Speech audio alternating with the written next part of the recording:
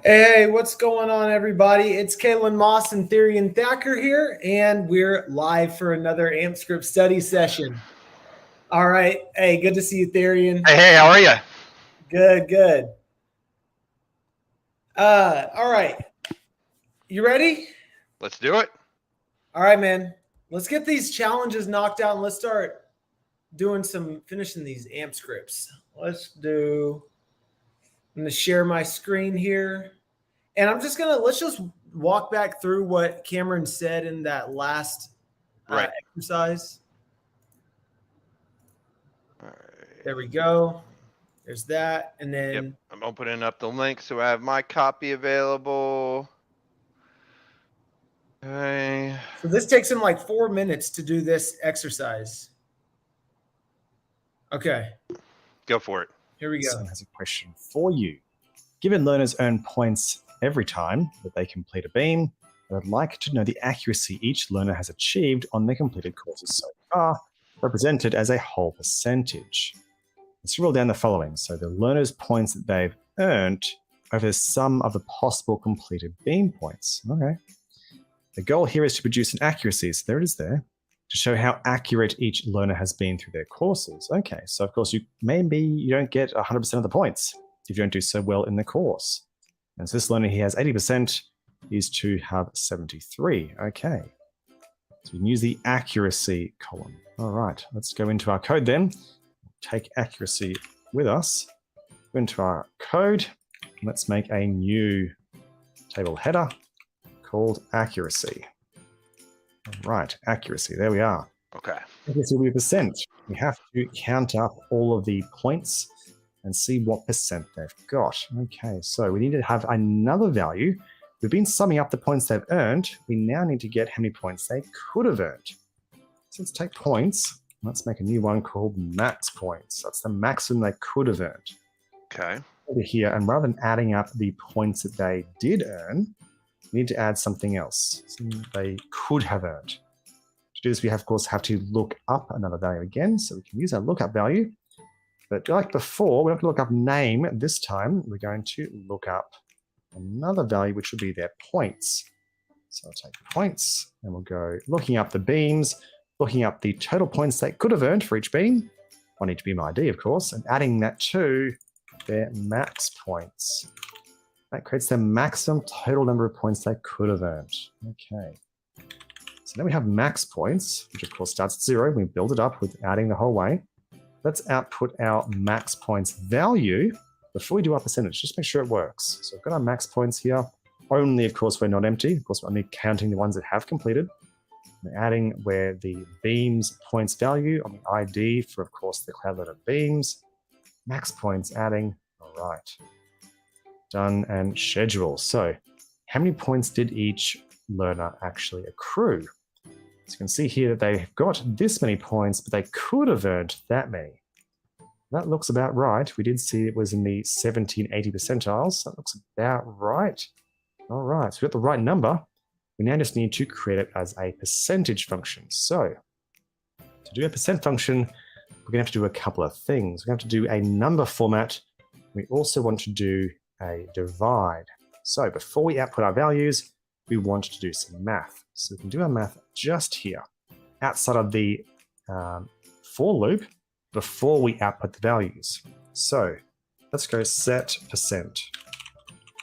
Set percent will be equal to, what we have to do is divide. Oops, divide.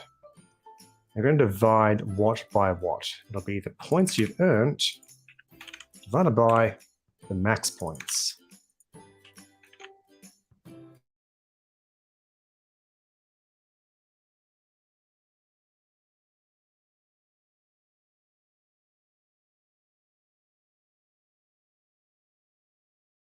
Did we freeze? Did you freeze, Kaelan?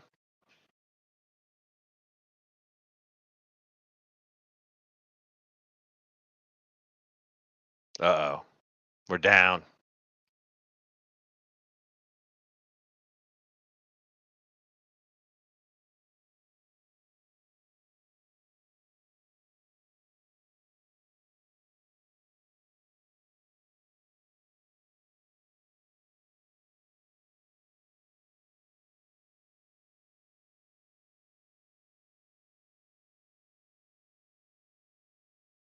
Oh, we lost him.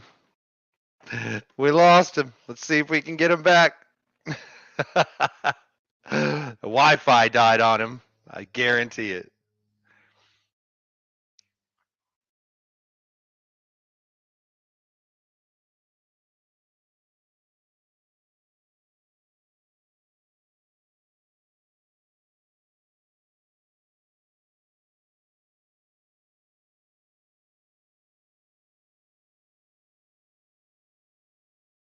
Oh, I just got a message from him. See if we can get him back in here.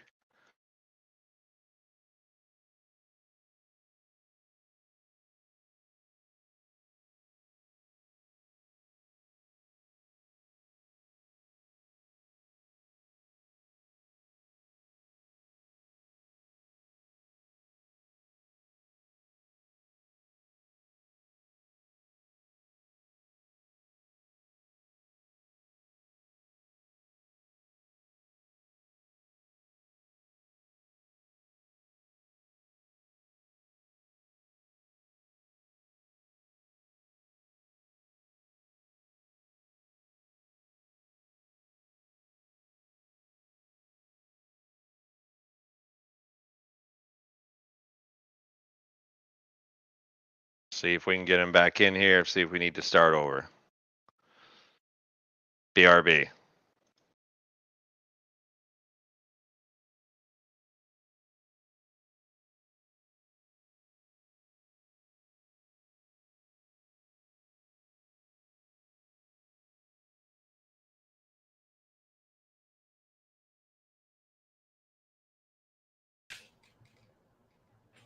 Hey, everyone. Sorry, somehow, some way got kicked out of the studio. Let me know if you can still see me or hear me. But we're going to keep this thing going. And I'm going to still present the screen here. So let's go ahead and finish going through this video. I'll come back to here. Before we do our percentage, just make sure it works. So we've got our max points here. Only, of course, we're not empty. Of course, we're only counting the ones that have completed. We're adding where the beams points value on the ID for, of course, the cloud letter beams. Max points adding. All right. Done and schedule. So how many points did each learner actually accrue? So you can see here that they've got this many points, but they could have earned that many. That looks about right. We did see it was in the 70 and 80 percentiles. That looks about right. All right, so we got the right number. We now just need to create it as a percentage function. So to do a percent function, we're going to have to do a couple of things. We're going to have to do a number format. We also want to do a divide. So before we output our values, we want to do some math. So we can do our math just here, outside of the for loop, before we output the values. So let's go set percent. Set percent will be equal to, what we have to do is divide. Let's divide. We're going to divide what by what. It'll be the points you've earned divided by the max points. When we have that value, we have to do one more thing, which is a number format. So for the number format, we want to do a format number function. So go format number. We're going to format that number, dividing points by max points, and into what format? Well, in the format number function, we do have the percentile, which is a p. So we can use p, but we also want to make sure there's no decimal points. So if we go and check our brief, it says the whole percentage with no decimals. So if we go back into our code, we use the p0, which means 0 decimal places, as our @%. With that percent, of course, we can use @% in our output. We can check out our code by going schedule and publish. Hey, and there we are. 74.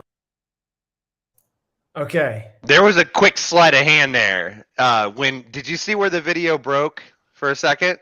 Let's see. So there was a point where the video broke, and there was a sleight of hand. And publish. And I'm going to show you where to look, where the video breaks. Hey, and there we are. 74, so before that, 73, it's before that. Go back to the code. Is our @%. So go back a little bit we more. Also want to make sure there's go back no a little bit more. points. A little bit more. Okay, points stop. you earned. Watch the max points at the very bottom value of the HTML. Okay? Mm-hmm. We'll just focus on that, push play, and listen. Divided by the max points.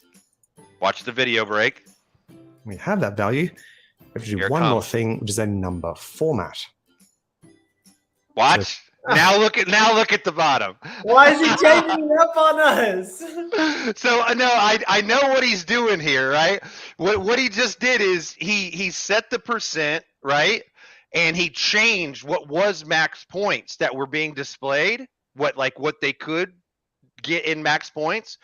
He drug that back out of the HTML, dropped the new math function he created down into the HTML to now display the percentage in our table header or our table layup.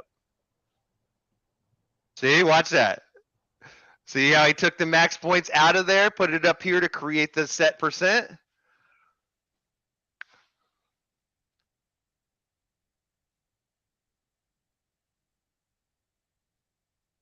So he was saying set percent. So set at percent, divide at points by max points. So before he created that math function, he had max points just listed. So if you go back before he got the percentages to spit out, it was this large number. See, the accuracy was 45,000. Keep going, like right there.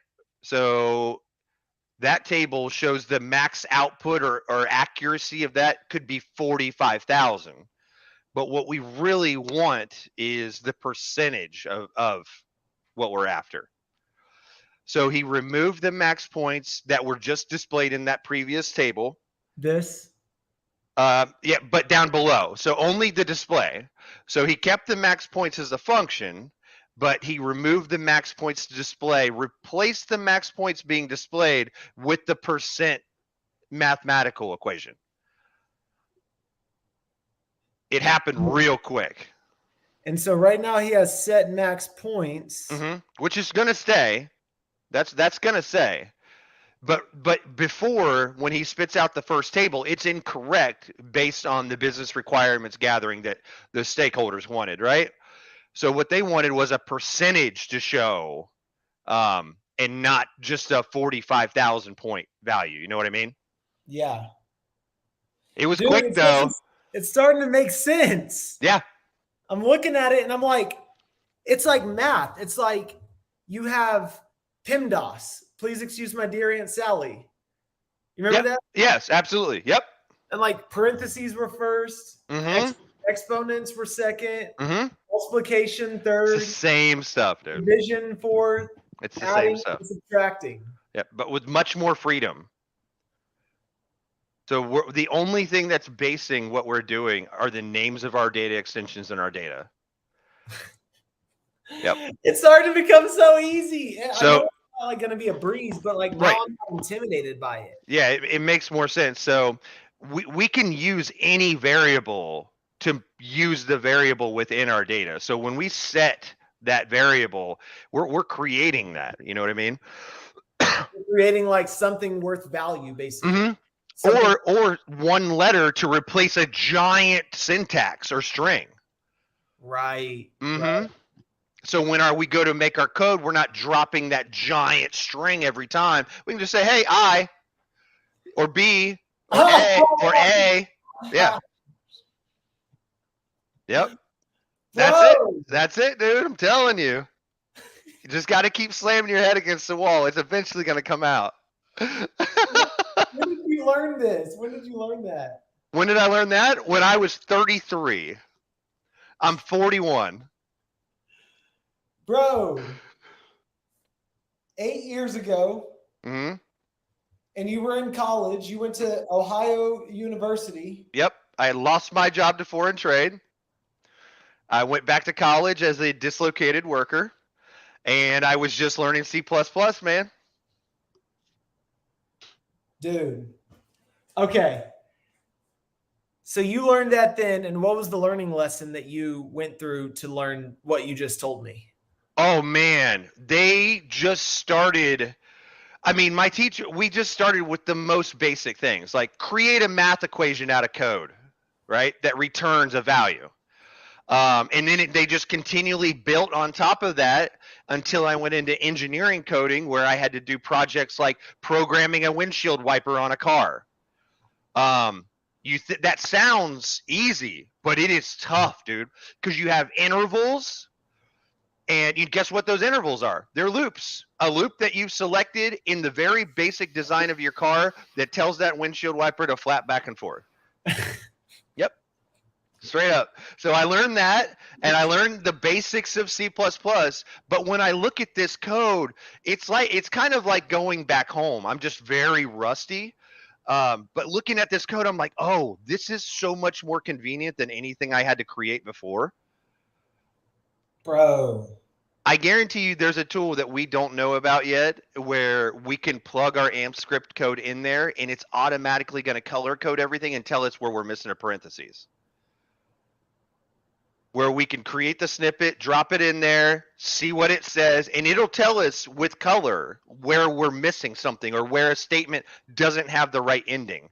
Or just like you said, your math function. So you said what's going to happen with that? So what I'm saying is, back in C++, there was a tool, I can't even remember the name at this point, but there's a tool I could drop my C++ coding in, and it would color code all of my sets, my loops, my if nots, all my else statement. It would color code every single thing. And then it would tell me if I had syntax that was missing, like a bracket missing, or it just whatever I made, or it just doesn't make sense. It would just tell you, like, this doesn't make sense. I'm just letting you know.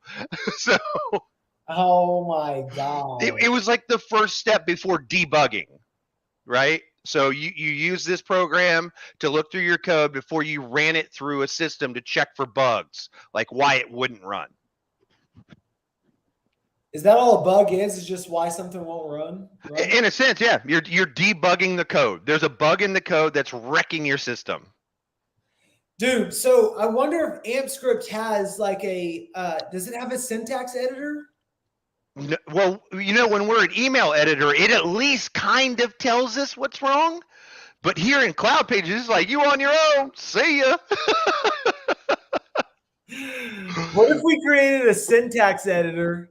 Oh, I guarantee you there is one. I'm sure Cameron Roberts uses one. Yep. That's why he's so good here, is because he's seen the missing parentheses. He's seen the missing brackets. He's seen where the system's like, no, that's wrong, dude. It's just not going to work right. Let's see here. Yep. There's got to be something out there.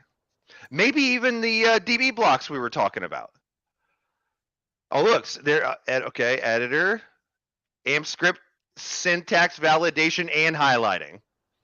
Welcome to AMPscript.io. Start typing or paste your script here to see the highlighted code and warnings about potential syntax errors. Okay, now copy our code and drop it in that bad boy.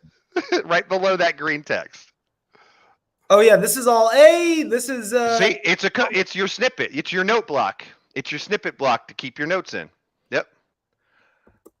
So we can literally drop our code right here. Yep, you're about to gray it out now or green it out. Yep. So now we can go below, copy our code, drop it in there, and let's see what happens. See here. Save that.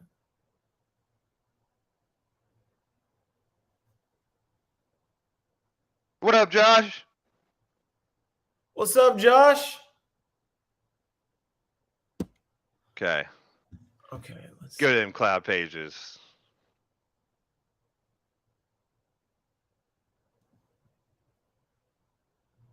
Oh man, if this works the way it used to work for C++, we've just won the game. Dude, let's hope so. Watch this. Dude, okay, so today is like the first day that I would say in the morning I started feeling a little more comfortable, and now today I'm feeling like a lot more confident in this. Oh yeah, it was a tough warm up this morning, not gonna lie. It was a tough warm up this morning. Yeah. See? Color coded, 10 functions used, 6 variables set, warnings, next keyword in loop is missing, unmatched parentheses in line 27. See? Dude, what did I tell you? It's just, this is what I'm telling you. Yep, this is it. Dude, this is awesome. This app enables easy AMPscript editing through syntax highlighting, Mm-hmm. and it will warn you about possible syntax errors in your code. So we've got warnings. We're missing a keyword in a loop. We're missing a parentheses that doesn't have a match, which means we have a stepchild parentheses out there running around. Hey, big shout out to Susanna here. Big shout out to Susanna, you awesome. Absolutely. Salesforce MVP. Let's go. Hey, Susanna Jarkinska? Oh, I'm not even going to try. And she's a Salesforce MVP, Marketing Cloud Solution Architect at Deloitte. She created this blog to share knowledge about AMPscript, SQL, server-side JavaScript, Marketing Cloud APIs, and other technical aspects of working in Marketing Cloud. She's also the author of AMPscript.io. Yep. First online AMPscript code editor and validator. Use the contact us form or any of the channels listed below. Sweet. Email to follow and receive notifications of new posts by email. Hey, I like this. Yeah, it's a game changer, man. We've really been doing it the hardest way possible, which is just free coding, just right from the hip, like the old West, dude. Dude, this is awesome. Like even her website is really cool. Yeah, it's nice. Follow. Look, you can just say follow and put your email in and sign up. Nice. This is on WordPress. I'm definitely going to track her down. Bro, this is on WordPress. Is it really? Free. There you go. Free. Hey, she's doing it right. She's not paying for anything. She just got herself a blog. You can sign up to her email list. That's digital marketing at its finest. WordPress.com. Dude. And then you have her about page with the top articles, article categories right there. So what does she have for Marketing Cloud AMPscript? Programmatic languages. Okay. I could go into the rabbit hole on that. Oh, absolutely. I just sent her a message too. Build a community. That's awesome. Yeah. So now we can troubleshoot our code right from here before we even hit render. So next keyword in loop is missing. I wonder what that means. So we're missing a keyword in our loop somewhere. Which one's the loop again? So we have one there. Well, for at I, and then for B. So let's see here. Next keyword. Wait.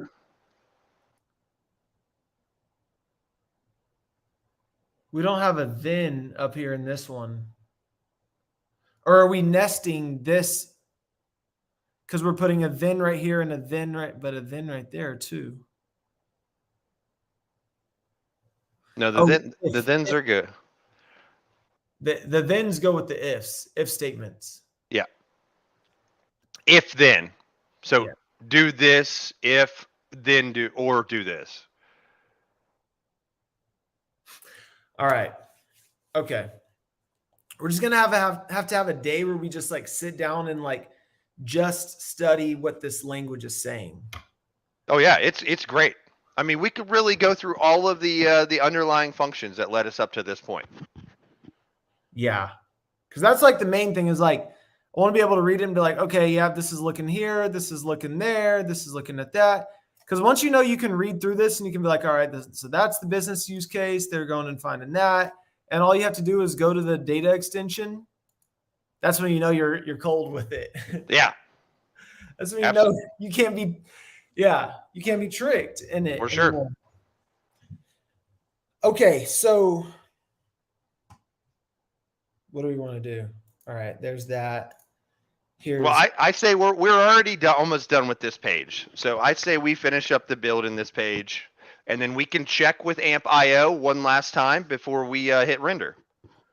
So we haven't changed it yet. So we still need to change it back to what he has over here. Right. We're not done yet, for sure. Yeah, we got to still create the percent function at the bottom with the division of points by max points.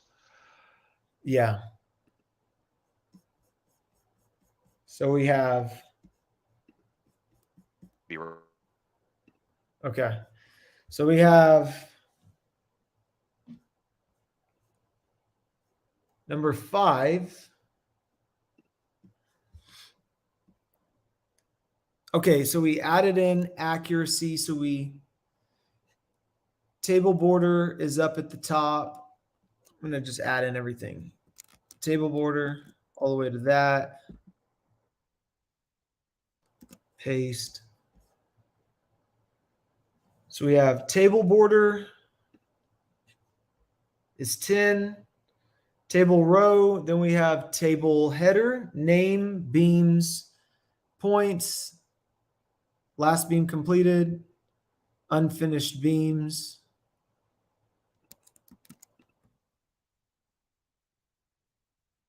And then accuracy. Okay, where you at? I'm just fixing up the HTML. Oh, the HTML? Okay. TH and then TR at the end. And then now we're getting into the actual AMPscript code block.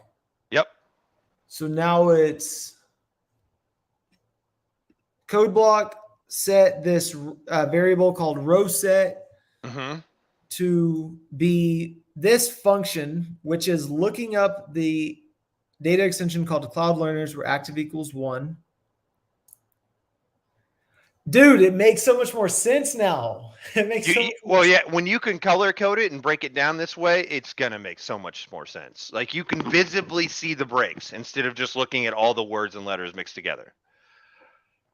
Wow. So, like you said, this is a function. This is something that's happening.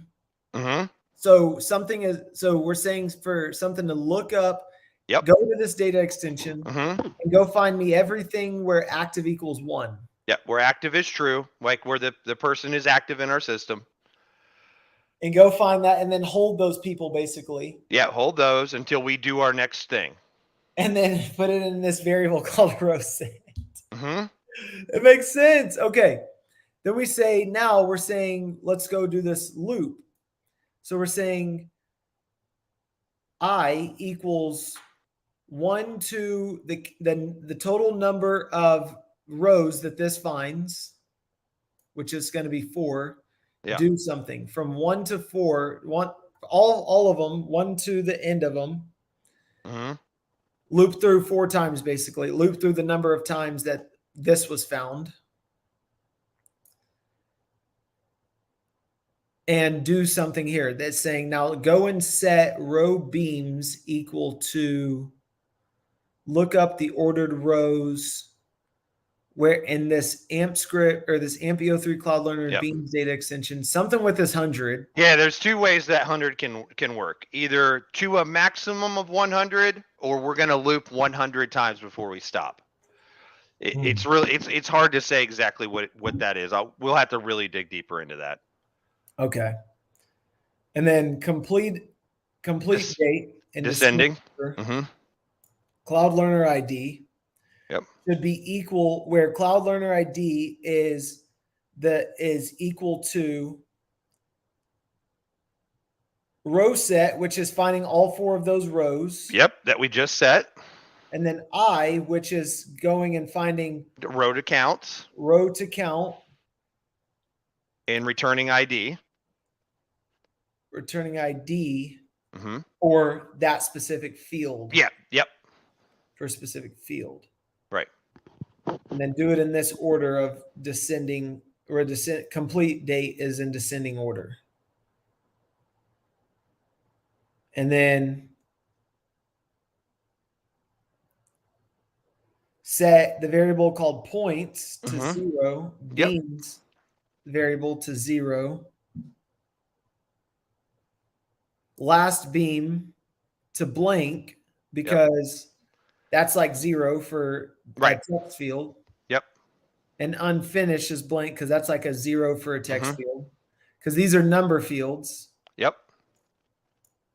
Set them to nothing first, basically. So basically it's saying every time this loops through, set it to nothing, and then set row beams to this value we found. And then it's saying for this variable b equaling 1 to the number of rows that this counted, do this thing. If the field of, so if row beams, which is right here, and b, the number of times it loops through, has points where the field point, where that field is greater than 0, then if b equals true. 1, yeah. So now where b equals 1, I don't know why that's that though. So, so for where b equals 1 to row count at row beams, do this. So if the field at b equal to 1 in that row count equals this points greater than 0, then if at that b equals true, which means we found it, set at last beam to look up this data extension and return the name ID, beam's ID. We're matching them all. If we go back and listen to Cameron one more time, he goes through exactly how he breaks this down. Okay, yeah, this is more of a learning lesson today. Oh yeah, that's fine. Yeah. I'm like, I can't leave this exercise without knowing how at least this is structured. Because I feel like if I can get this, if you can get this, if everyone watching this can get this, I feel like we'll be at such an advantage going to the next project. Oh, for sure. It honestly seems like this is what's used a lot, like set, if, for. Yep. And then if we get SQL involved, it gives us some other functions that we don't have in AMPscript. So each language provides certain functions for what we need to accomplish in the system. Yep. That's how it works. And so we haven't even looked at Salesforce object oriented program language yet. SOCL. Dude, imagine we have the SQL knowledge on point and the AMPscript knowledge on point. We can do anything with with our data. I think a great thing for us to do is once we finish up some of this lesson 3 with Cameron, we just take some time to build out a function list for everybody and share with the community. Dude, we've got to. Yeah. Just the top like basic functions, 10, 15, 20, whatever it might be. Yeah. And just share it as a cheat sheet. Exactly. I mean, because I guarantee you, even if I was coding and I worked with a couple different languages, I'd have a cheat sheet on my desktop somewhere. Because I don't want to remember all this all the time. Like, what's that one function that pulls this from there but returns it back to this other place? You know, you know what I mean? You know what we should do? You know what I was just thinking of now that you're saying the cheat sheet? The cheat sheet that was like, it was this, what you see on the screen. Mm-hmm. And we were coming in and adding in little arrows and saying, this is what this is saying to do. And we're putting it in plain English. Well, we can do that, or we can just create comment sections for them. So we can actually fill in the cheat sheet for them and the notes for each section. It's right there for them. And then they can delete it when they feel comfortable with that section, and it can be clean code. Dude. Yep. Okay. I think that's a solid call there. I like that. I like that. I like that a lot. And then the only time we add in more breakaways like this is when we're starting to cover new concepts. So we start off with the basic functions, we leave notes for each area, and then when we cover a new function that's been introduced, we start to leave more comment notes and how this is now intertwining with what we learned before. Yep. Dude. Yeah, definitely, man. This is insane. Because I feel like we're really about to have the cheat code. Like, I really feel like AI is going to take over so much.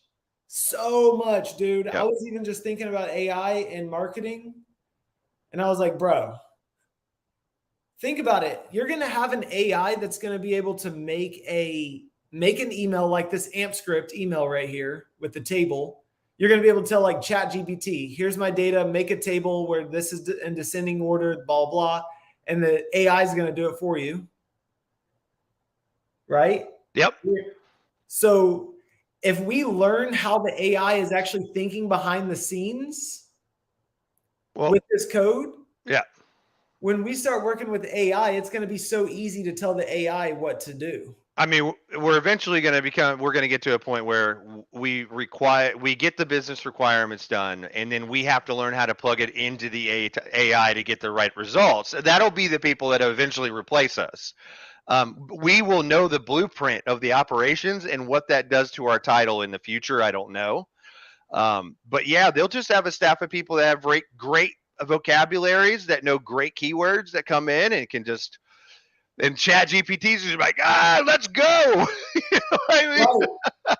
The job of the future is going to be ChatGPT certified expert. I think one of the funniest stories I've heard recently is that I think it was ChatGPT that wrote an article that actually cost a company $1.2 million because it was all false and incorrectly written. Oh my God. I gotta pull it up. Somebody didn't proofread. They just put it out. Yeah. They said, write article. They were like, write article about this, and it just wrote up all the wrong stats for what the company was. Yeah, so send that in the chat. Do you have that? I'll have to track it down.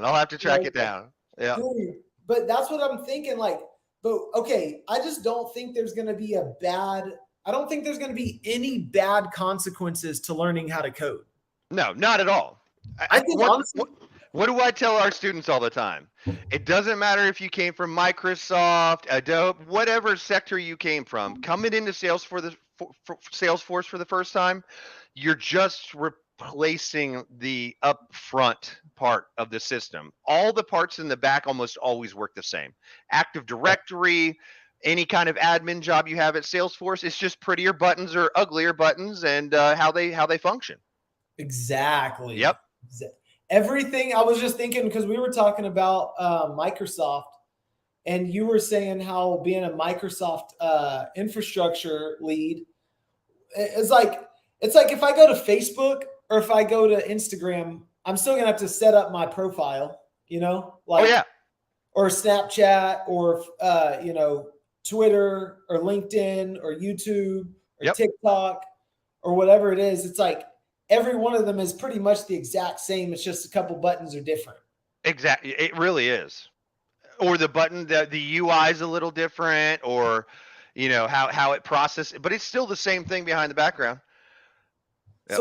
So I'm thinking about these AI jobs, and I was thinking about this AI tool that somebody sent me where you can write, it'll write blog posts and it'll write emails for you and stuff. Mm-hmm. And I was thinking, okay, what if a company got an AI to learn to read every email that was ever sent out on specific dates, learn their exact pattern, how they write, what their brand message is, combined all that data together, and you had the perfect writing machine to literally write every single article in the future forever in perpetuity, right? Yeah. You got this AI that you pay $50 a month for. Right. $50 a month for, that does all of your emails written perfectly. I mean, It's learning. it's doing over $100,000 of work for you a day. Bro, it's Oh, doing a day. over 100. It's doing over 1 million. So Think about how many I mean, jobs. all I smell is danger, right? All I smell is danger, because what are we losing in all of that? Well, we're losing the creative. We're losing empathy. We're losing real connection. We're losing the fact that, if somebody does come back to the company and they're like, oh, that was the most amazing email somebody has ever written me. And the company's like, yeah, a robot did that. No, but here's the thing. It's not going to be like that. But, you know what it's going to be but like? how do you give somebody props that doesn't exist? They will never know. They will never know. So now you have a company that's just taken all the success for something that doesn't even exist internally. It could be a guy working in a closet. That's all dangerous. All dangerous to me. What I'm saying though is it's dangerous, but at the same time, think about how much people are already starting to.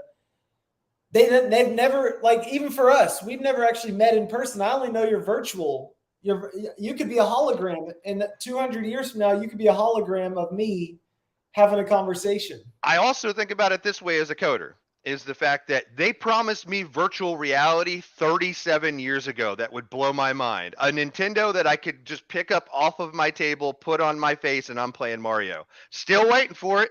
All I got is a handheld now. What am I going to do with it? It's not even as powerful as the old one. They make a lot of promises, but these things that come to fruition, like virtual reality, it's still just not there yet. That's why we have TikTok videos of people falling over couches, banging their head against walls, and freaking out, because it's just not there yet.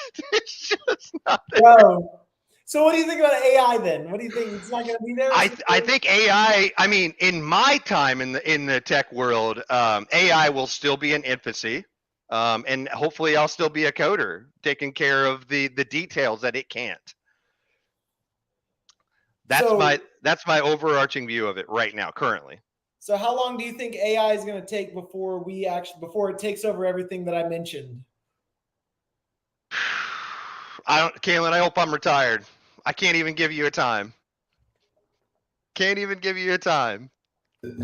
It'll be a time where all cars are electric and artificial intelligence is driving for us.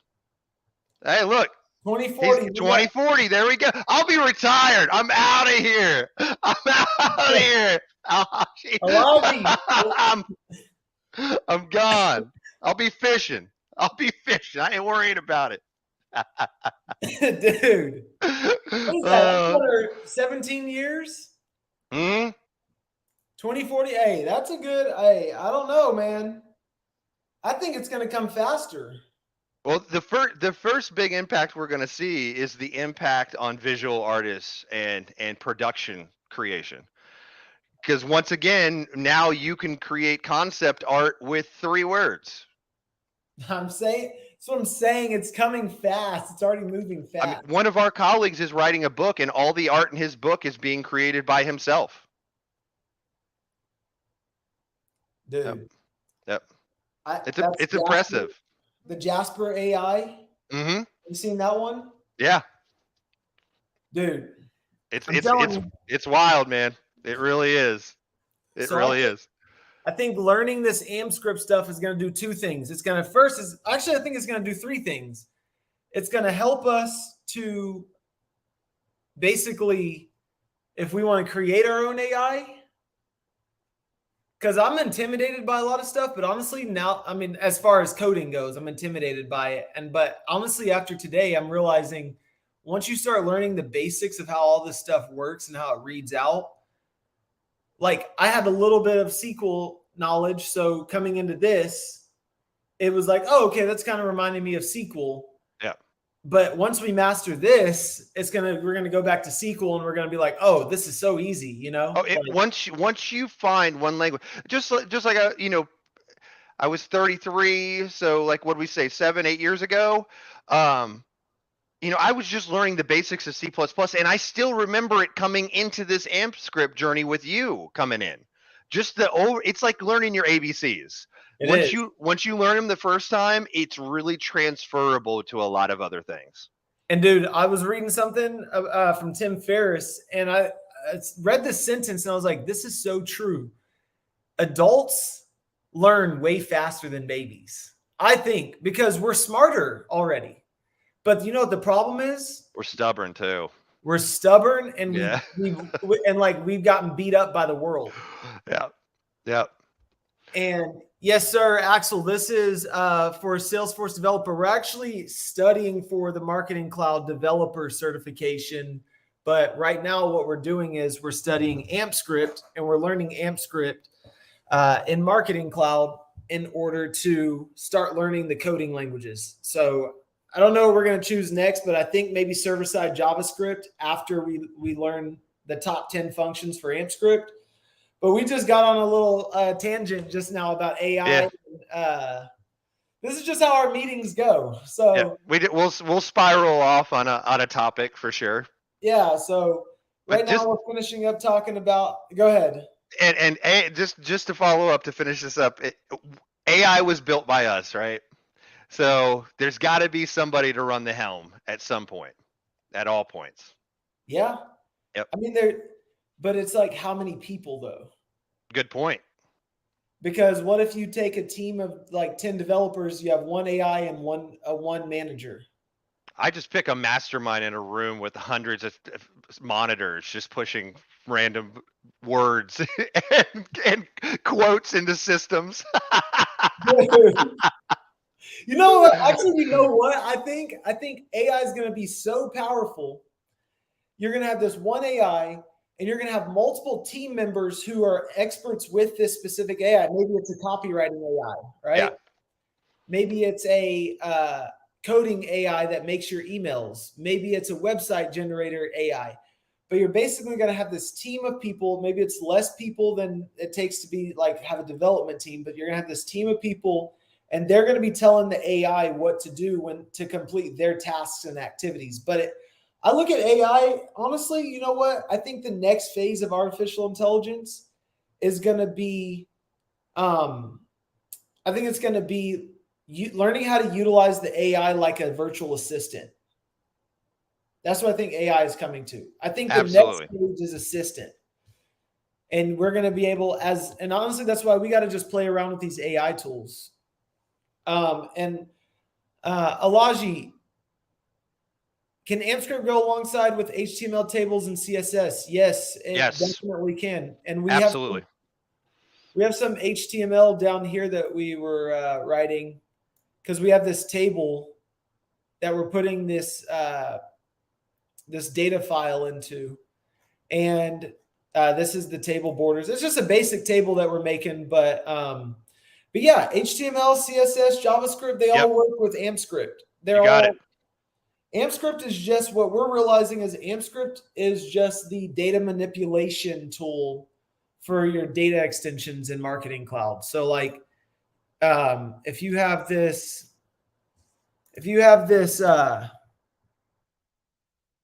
data extension here in Marketing Cloud, it's just basically all AMPscript is doing is just basically grabbing that data and manipulating that data. It's like SQL basically. So like you have this data here, and it's like SQL. It's going and grabbing that data where it's finding it meets the criteria. You can run for loops, you can run if statements, and then basically you come here, you create it. This is what we have created right now. So let's see, did we change anything? Oh yeah, we changed the table. So we have this table right here. But yeah, you can definitely see like this is a basic HTML table, but you could definitely add in data. You can add in like color, right? Like CSS, you can add in style. You can like basically imagine this is like a landing page. So imagine this is like a landing page on a website. You can make this with JavaScript, HTML, CSS, the AMPscript to pull the correct data. And then, so you said, can you use AMP for data science and data analysis? I'm not sure if it's like the most powerful tool. Therion? So, yeah, the underlying what Salesforce gives us is the fact that it's a scripting language.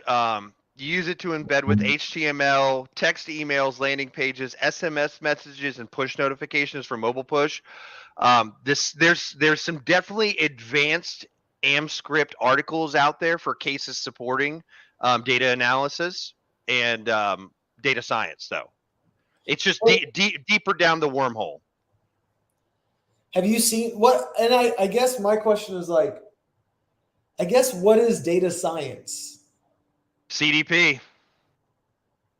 Because I did data science and we were just in R all the time. We were like, honestly, like those are times in my life that I completely block out. But I just remember us doing it. Dude, that was so tough doing that.